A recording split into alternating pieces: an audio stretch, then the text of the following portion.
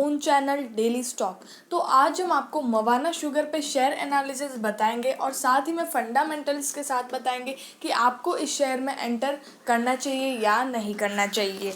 आगे बढ़ने से पहले अगर आपने हमारे चैनल को सब्सक्राइब नहीं किया हो तो आप हमारे चैनल को सब्सक्राइब ज़रूर कर दीजिएगा, साथ ही में हिट द बेल आइकन।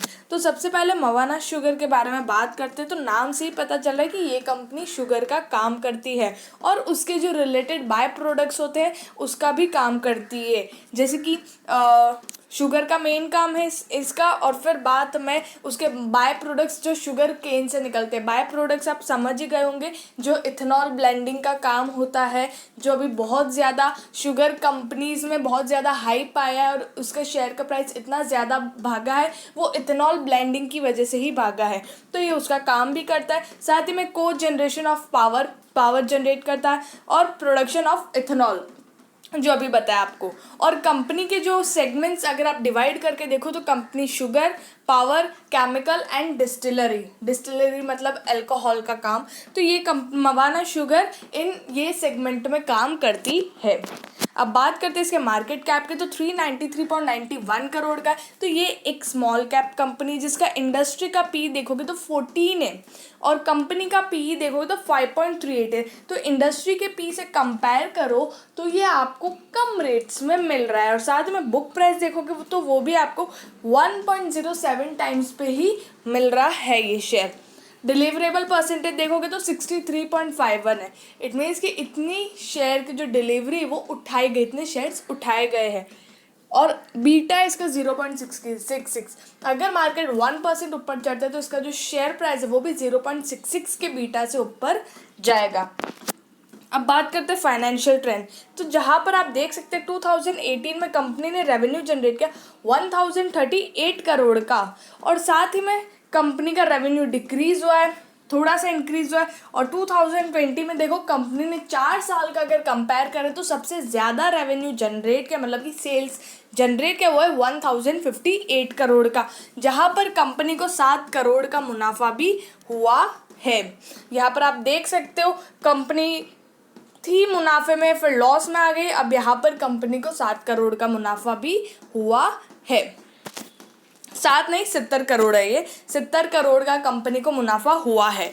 अब बात करते हैं शेयर होल्डिंग पैटर्न की। तो प्रमोटर के पास है 63.49% का स्टेक, डोमेस्टिक इंस्टीट्यूशन के पास है 1.15% का स्टेक और पब्लिक के पास है 35.36% का स्टेक। तो ये कंपनी की शेयर होल्डिंग पैटर्न है। तो शेयर होल्डिंग पैटर्न भी कंपनी की ठीक ठाक है, अच्छी है, क्योंकि प्रमोटर के पास खुद की कंपनी का इतना सारा स्टेक है।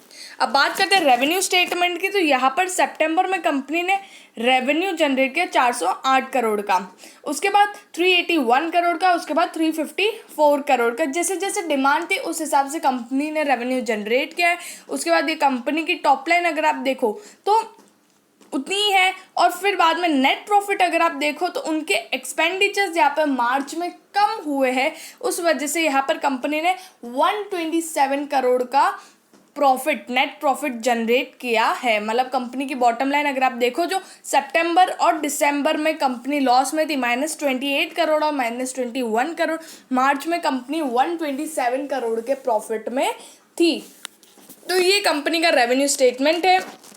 अब बात करते हैं रिटर्न रेशोज। तो मार्च 2019 में कंपनी का आरओई था 10.58, जो मार्च 2020 में लॉस में, मतलब माइनस में था -27.98, और मार्च 2021 में देखो तो 19.80 का। तो जैसे कंपनी को मुनाफा होता है तो कंपनी का आरओई भी बढ़िया होता है।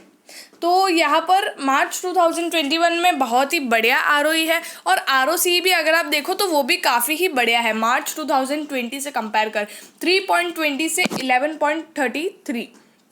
तो इसका मतलब यही होता है अगर कैपिटल या इक्विटी जो भी आप लो तो उसके अगर वो कंपनी अच्छे से यूज़ करे, प्रॉफिट होते तो अच्छा रिटर्न भी मिलता है।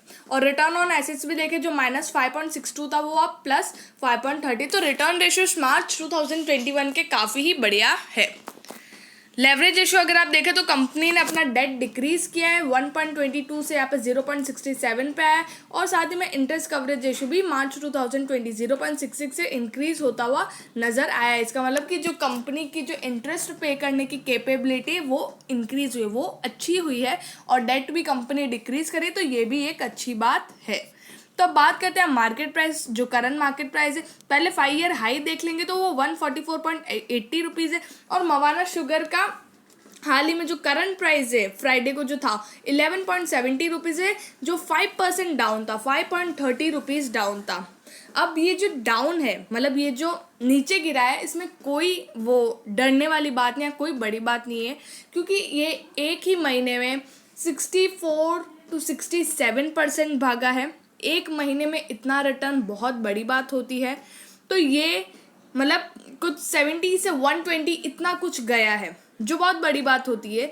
लेकिन अब ये फिर से करेक्शन दे रहा है, इसमें कोई बड़ी बात नहीं। जो सारी शुगर कंपनी के जो स्टॉक्स है वो सब 1 मंथ में बहुत ही ज़्यादा भाग चुके हैं, और अब वो करेक्शन ला रहे हैं, मतलब अब वो थोड़ा थोड़ा नीचे आ रहे हैं। तो मवाना शुगर भी उसी तरह नीचे आ रहा है। तो अगर आपने लॉन्ग टर्म पोजीशन बनाई है तो अभी आप शुगर स्टॉक्स में लॉन्ग टर्म पोजीशन ना बना के अगर आप ट्रेड कर लो, स्विंग ट्रेडिंग कर लो, तो बहुत ही बढ़िया रहेगा। अगर आपको लॉन्ग टर्म ही बनाना है तो वो आपका पर्सपेक्टिव है। लेकिन अगर जो ट्रेडर्स है, ये है बहुत रिस्की, शुगर स्टॉक्स अभी बहुत ज़्यादा रिस्की है। लेकिन अगर आपको स्विंग ट्रेडिंग पसंद हो तो आप मवाना शुगर में भी अगर ये 90 या 85 तक आपको मिलता है, मतलब नीचे नीचे मिलता है अगर, तो आप इसमें एंटर कर सकते हो, और उसके बाद जब ये ऊपर जाए तो आप निकाल सकते हो। अगर आपको प्रॉफिट बुक करना हो तो आप प्रॉफिट बुक कर सकते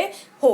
तो उसी तरह मवाना शुगर की तरह ऐसे बहुत सारे स्टॉक्स हैं जो अभी नीचे गिरे हैं, और तो उसमें डरने वाली बिल्कुल बात नहीं है। इतना ज़्यादा भागा है, उस वजह से ये करेक्शन दे रहा है। अगर आपको वीडियो अच्छी लगी हो तो please like and share and subscribe our channel. Thank you.